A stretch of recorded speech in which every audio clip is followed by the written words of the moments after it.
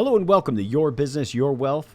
I am Paul Adams, CEO, founder of Sound Financial Group, and I have with me Cory, the shepherd. If you are looking for somebody to help you with your finances and you need some shepherding, coaching, and awareness that you didn't have before, Cory Shepherd is his own namesake. With that last name, Cory, so glad you could be with us. And you're joining us from a lounge in an airport today. I do prefer the Good Shepherd for the record. If you're going to use please use the full title. All capitalized. Got it. From now on. If that name sounds familiar to anybody, it is correct. It is one and the same. So who you're thinking of is right here. Yeah, I am traveling around today. Really grateful for what we've put together in technology and the life that we get to have. And it's just fun that you're north of Seattle, I'm south of Seattle, and our guest today, Drew, who we'll introduce in a second, is way south of Seattle. So that's he's a little west of here. Yeah, just a lot of that too. Yeah. Well, good. Yes, and I look forward to having Drew today. Guys, we have a real treat for you. We have with us, all the way from New Zealand, Vice President and Partner in Influence Ecology. Now, you guys have heard from John Patterson, who's been on our podcast in the past, talking about the importance of the kind of study we need to do as entrepreneurs and founders to really take care of us being able to build the life that we want, being able to have the time freedom, and being able to have the business and autonomy that we want. And Drew Knowles has been on the forefront of that with Influence Ecology. I'm so glad to have him here today. Drew, welcome to Your Business, Your Wealth. Thank you, Paul and Cory, for having me. It's so great to be here all the way from Auckland, New Zealand. New Zealand, that's right, a Kiwi. Thousands and thousands of miles away joining us today. Now, I kind of want to kick off based upon the title of this episode, Drew, which is the idea that excitement can be a trap. And you rattled off this really one sentence that I thought was so powerful.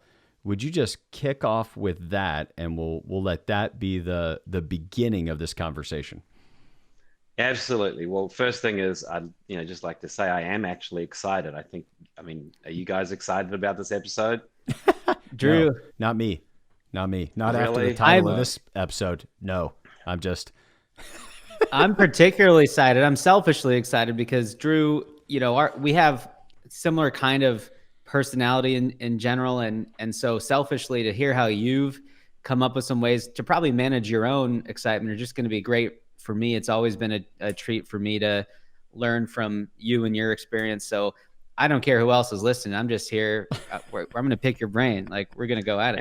And it's so good because if you just it's so easy to get excited. That's what we're going to start to get into. And how I spoke about it earlier, Paul, is the idea that your well-intended enthusiasm, your inspiration, your excitement maybe, in fact, really can be a danger to you in the marketplace. That's what I mentioned earlier. Now, you say marketplace, and I think inevitably, just because of our audience and the way that Cory and I process information, we will be talking about as it relates to investments and money.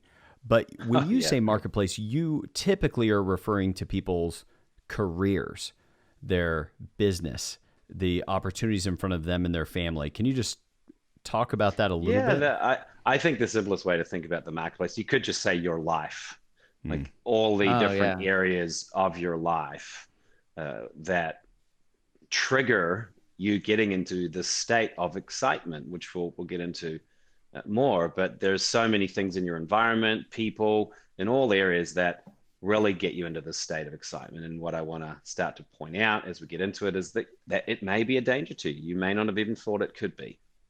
Yeah, I think for the most part, people relate to excitement as if it's great news. I'm excited about this. I'm excited about it. In fact, what do you hear most often when people want to compliment somebody else is, I'm excited to be here to see you speak, or I'm excited to hear about your, it's so ingrained as a wonderful thing. And I remember a coach, actually a teacher that both myself and one of the co-founders of Influence Ecology listened to. And he really drilled down on excitement. and how it could be a very problematic mood as it relates to achieving the aims that you're after in life. Yeah. So maybe we could just start with sharing with our audience about what's the biology behind excitement and what does that really cool. begin to cause?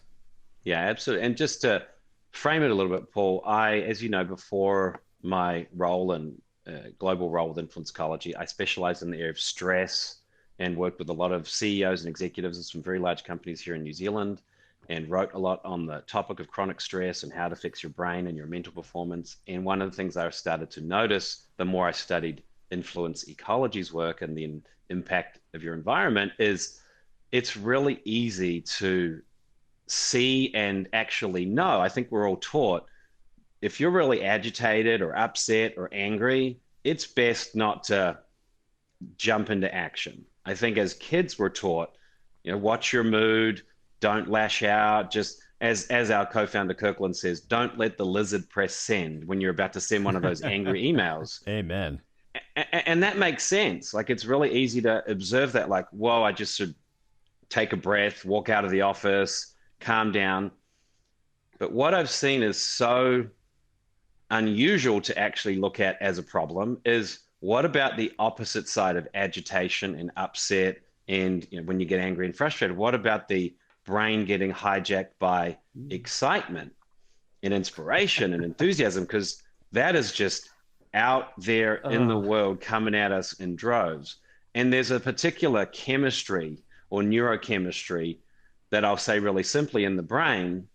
There's three main things that I like to point to. There's one called dopamine, which is when your interest gets piqued. It's like your reward center. Mm-hmm. So anything that stimulates that, I'm going to get a reward. And then there's your serotonin, which is the kind of happy mood and fluffy feeling you get when you're in that good mood, or like you do exercise, you get endorphins. And then there's this other one that I kind of call the social double whammy, which is oxytocin. Mm. And oxytocin is looked at as the trust molecule, the love molecule. It's what induces, my understanding is it induces birth. It has a mother and baby bond. So it's a very powerful neurochemical. And so, look, and I'm not bagging excitement. You know me, Cory, you and I are cut from the same cloth. We love getting excited about anything, and it's not bad. But have you ever had that experience where you've gone to like a sales training, a seminar, a weekend course? A good sermon? So many. A good sermon. I mean, hello. I've been to some amazing sermons where you just watch a room of people, or I've been in sales meetings where everyone just gets so motivated, so excited. But the problem is the brain gets hijacked by all those wonderful neurochemicals of dopamine, oxytocin, serotonin. And why I say oxytocin is kind of the double whammy is it can be bad enough just something exciting you by yourself, and then you leap into action, like suddenly you're going to be able to take over the world and do all these things that you couldn't do before that moment. But oxytocin gets present in social groups. So when you stick a room of people there and they're all hijacked by the buzz of serotonin and the interest of dopamine and the reward, and then you get oxytocin levels rising because we all love each other and we could all do this together and come on, man, you can do it. Then you run out of those places totally deluded about what you really can accomplish. And that's the problem.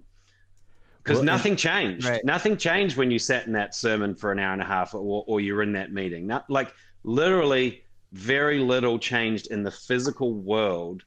It's just you now feel so excited and positive about what you can accomplish. And it can be really problematic. And I see that Cory's got something, but the thing I don't want us to have stepped over first, because I want to come back to it if we have time, but the idea that you should watch going into action while excited as closely as you would your anger, except I think it's sticky enough that you'd have to count to like 100, not count to 10 before going into action. Well, that's exactly what I'm like chomping. I laughed a couple minutes ago because it's like it's hiding out in plain sight. Everyone tells us not to jump into action when we're angry. But also men in particular, are known to make poor decisions when they're, let's call it, romantically activated. Yeah. And so it's exactly the same activated. It's no different fundamentally what you're saying, Drew, in our brains being in a group of people at a conference all getting rah together. Uh-huh. They're Yeah. just Well, later. the thing about that, what I didn't say, Cory, because I don't want this to be X-rated, not that it will be, but the other thing we haven't had an explicit episode yet, Drew, no, so there's but the always a other possibility. The other thing about oxytocin is it's at its highest levels right after sex. And so I sometimes joke, and I think I've stolen this from, I think it's Dr. Paul Zak, who's kind of the king of oxytocin. But like one night stand, people who have one night stands, I always joke, I say, just watch what you say afterwards. because whatever promises you make, oh yeah, I want to see you again.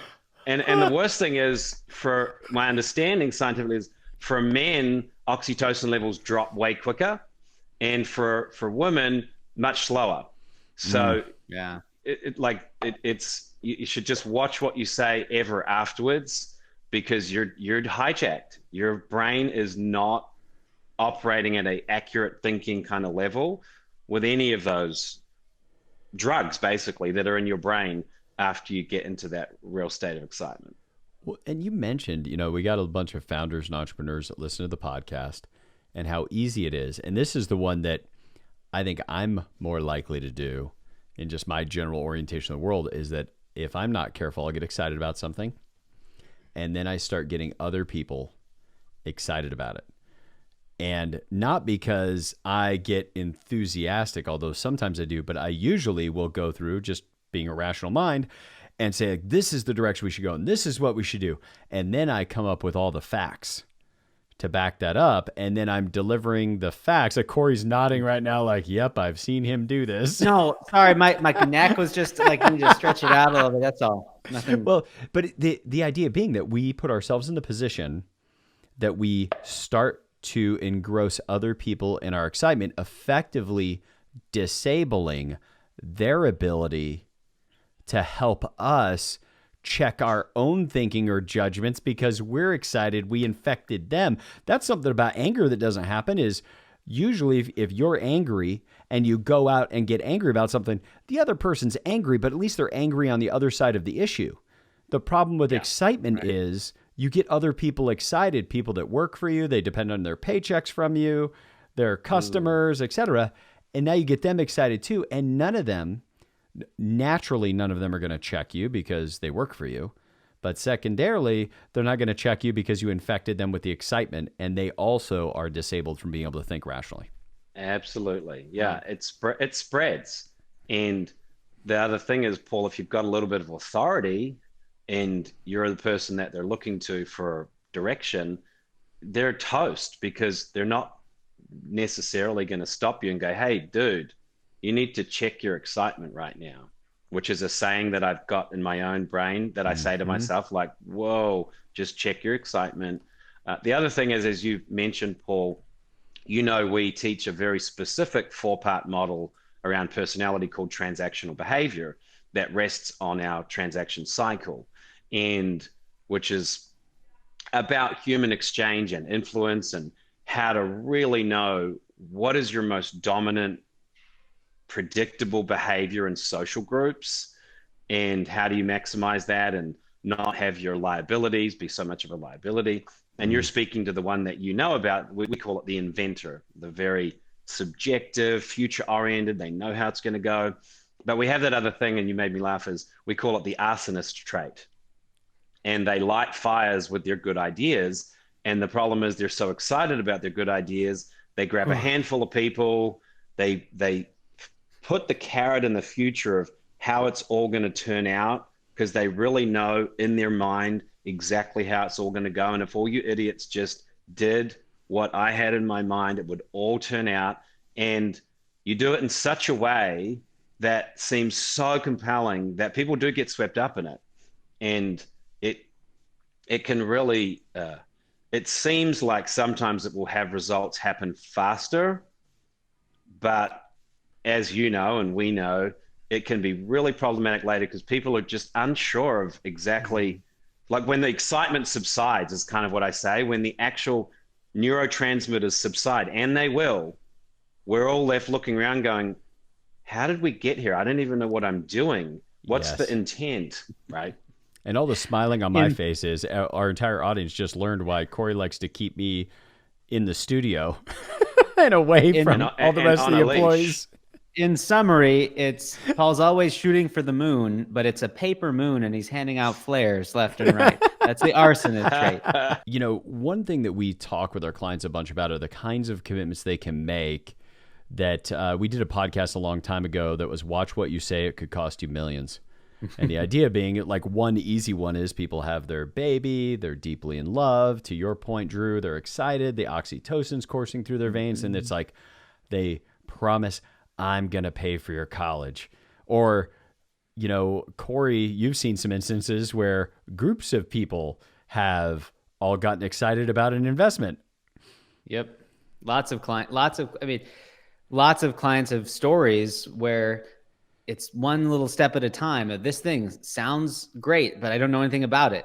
But I'm mentally making the commitment on the front end because of that excitement. And then I find out more and more and more, but I'm able to rationalize all the pieces about it, even though more and more data comes out. If I had known that part at the beginning, I never would have gotten down that. Happens all the time. And Drew, you know, people think that it's like, oh, I'm getting excited, so I just got to manage myself better. But I think, you know, and that's in our public narrative, but you might suggest that it's not the self, like that's the dead end street these days. Can you tell us more about that? Yeah, absolutely. I mean, I'll kind of jazz around a bit, but firstly, if you think about, I like it. If you think about history in the last, 20 or 30 years with the different movements we've had, one of them in particular being the personal growth, self-help movement that is still reasonably entrenched. Although an article I wrote recently, I read marketresearch.com, which is a pretty reputable company, talked about that people are demanding more accountability now for the kind of over-promising and under-delivering of a lot of the, some of the personal growth, self-help stuff, like more practical, more pragmatic, because it's notoriously been either individuals or environments that people get into where that excitement is actually looked at as the thing that you need. Like if you're not motivated, like in that rah-rah, if you're not excited, if you're not inspired, then how are you going to have results happen? If you're not positive, how are you going to have results happen? And I can tell you, again, this is one of those personalities we teach about the skeptic. I know a lot of really rich, wealthy, and happy total skeptics who, to get them to act in a positive, excited way is like getting blood out of a stone.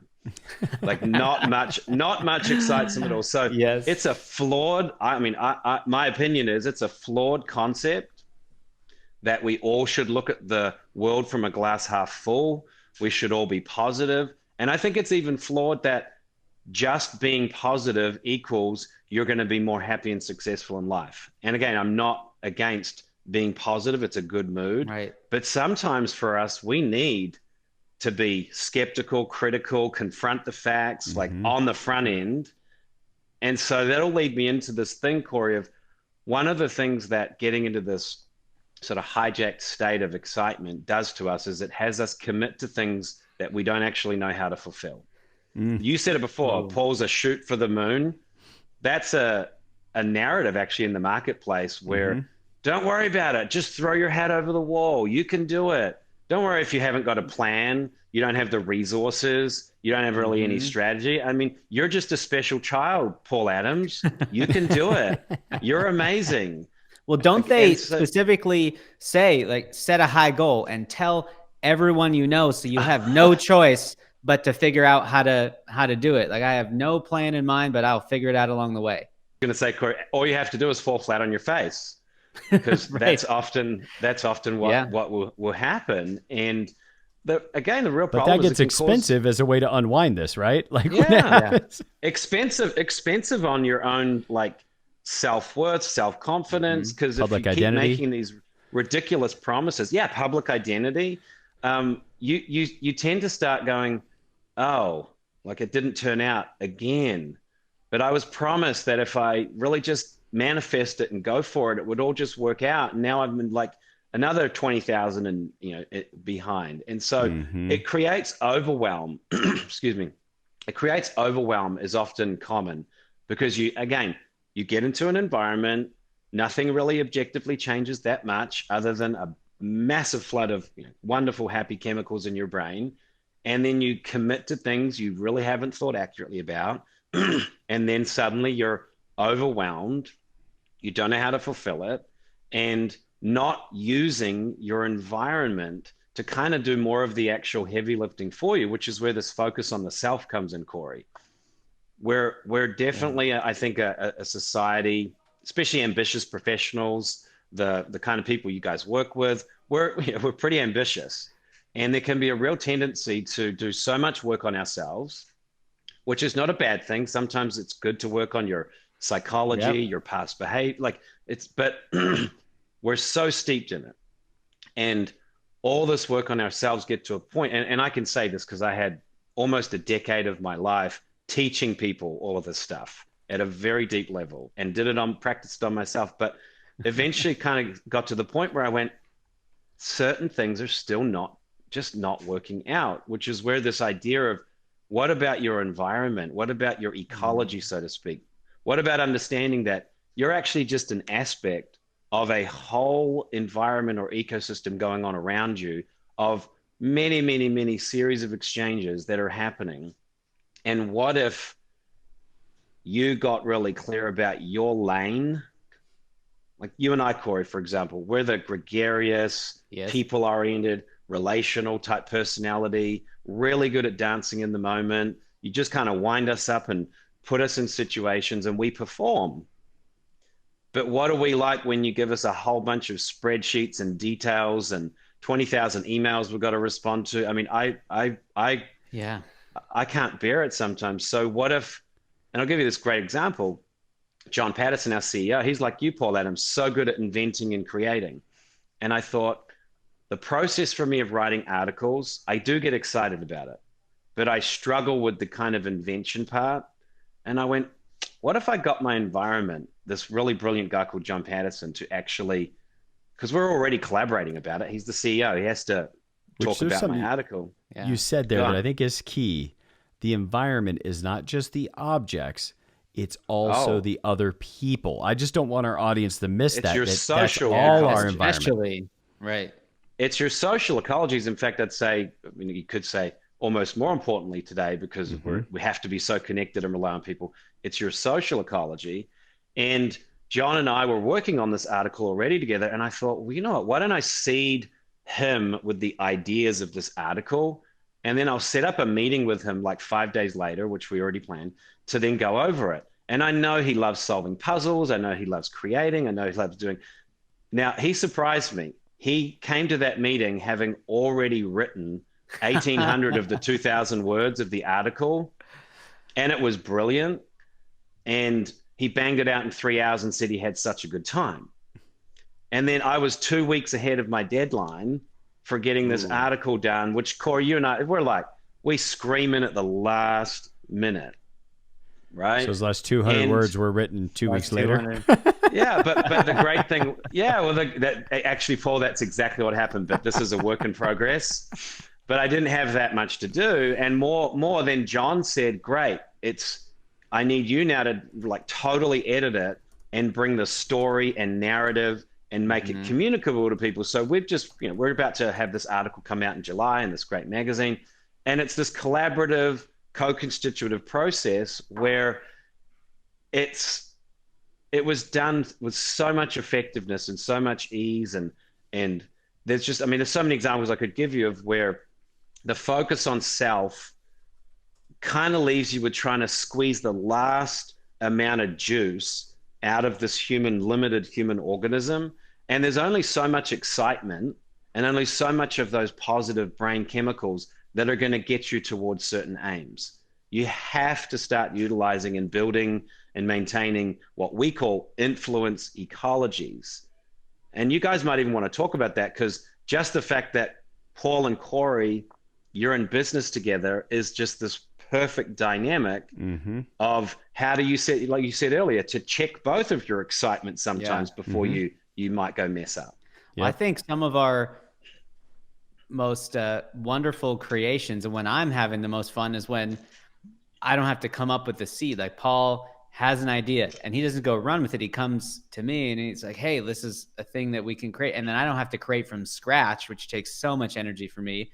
I get to add on something, but then I come up with something that wasn't in the original formula and we're kind of throwing it back and forth. So I can absolutely see that, Drew. And you can also, which is so good because you've got a little, the authority with Paul, is you can go, hey, let's just slow down a little bit. In fact, Paul, walk me backwards a little bit because you're already 20 years out now.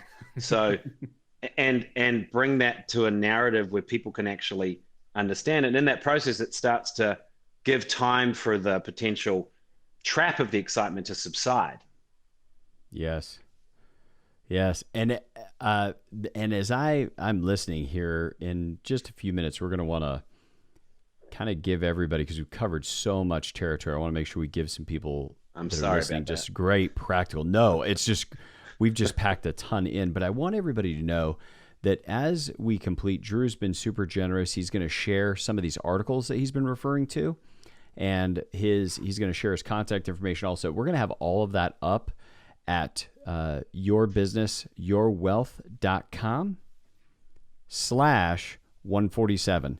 So you can get all of this content. It'll take you right to the episode page. So you can go in, be able to download some of these articles if this is just hitting dead center for you and the way it impacts you and your team, or maybe you have a spouse that gets very easily excited about things. And then how can you both be in a shared strategy of how we check each other's excitement without upsetting one another. We want to make sure we check our excitement, but not kill the oxytocin in our households. Exactly. Right. and look, Paul, that's a good point. Of it's sometimes I for this, what I do with myself is I go, oh God, this just feels so good being this excited. But mentally I'm like, and I'm just going to hang out in it a little bit and enjoy it. Yes. But I ain't doing anything. I'm not going to do anything with it. Or I get on the phone. Like today, I'm going to get on the phone with my accountant and wealth planner, who's much more on that skeptical side, because I have an opportunity that's just been given to me that I got super excited about yesterday, and it's going to cost me a fair bit of money, which probably isn't in the cash flow that I had planned. And I'm hoping he either talks me off the ledge and curbs my excitement, or he can get on board and go, no, it's totally fine to be excited about that. In fact, let's do it. But I literally called him 2 minutes after I got off this meeting yesterday, because I went, oh, you're about to just jump into something that is potentially not going to be good. Indeed. Well, and Drew, just kind of as before we kind of go through, here's the things that we'd want people to most take away. One, thank you for being here. But so that nobody forgets or can reach out to you, what are the best ways for somebody to get in contact with you and Influence Ecology? The first thing would just be to go to www.influenceecology.com. Just like it sounds. Yep, there's a ton of resources on there, Paul. You can even do a 30-day guest access and do a little bit of a study module. You can also go to drewknowles.com, which has all those articles that I'm talking about. You can download them for free. And on our website, there's the phone numbers that you can get to call me, or you can call the office, because obviously I'm over here in New Zealand, and our office in Southern California is where most of our staff are. So you can call them. That would be the simplest way. And I've got to say, I don't think Cory and I could say enough good about the education that you guys offer. It certainly, put us in a position where we have this location independent practice where Cory's able to record from an airport. And this is not as a result of them teaching be location independent, but one of the things they teach, one of the very first programs, is that things like our career and business should serve the aims of the life that we want to lead. Yeah. Whereas certainly society programs us to say that what we ought to do is just submit our life and sacrifice it on the altar of our career until we quote unquote retire, which those of you that are listeners for some time know we certainly don't like that as a narrative around money either. So here's what I'd most like everybody to be able to keep in mind as we close out today. So thankful for both Cory and Drew being able to do what they've done to make it onto the show despite being in an airport and literally in New Zealand. But for all of us, there's a few things we should be aware of. One, think of that idea of relating it all the way back to kindergarten, that just like you wouldn't make a decision or a set of commitments when you're angry for fear that you might say something that would not serve the future that you'd want to create. That right there, the wait before you make a commitment, just like you would if you're angry, and apply that to excitement.